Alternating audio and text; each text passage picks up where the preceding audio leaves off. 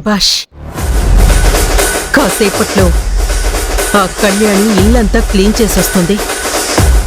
ఇంట్లో ఉన్న వాళ్ళందరితో పాటుగా పూజకు వచ్చే భక్తులకు కూడా పూరీలు చేసి పెట్టమని అడుగుతాం. దాంతో ఆ కళ్యాణి ఈ గోధుమ పిండి కలపటానికి చేతులు పెడుతుంది. అంతే, ఇందులో ఉన్న గాజు పెంకులన్నీ ఒక్కసారిగా దాని చేతిలోకి దిగుతాయి. ఆ వెంటనే రక్తం బడబడ కారిపోతుంది. దాంతో చేతికి గాయాలవ్వడం, దానివల్ల గాయపడిన చేతులతో ఝాన్సీతో కుస్తీ పట్టలేక తను ఓడిపోయి తల దించుకోవడం మన కళ్ళతో మనం చూడబోతున్నాం. కరెక్ట్.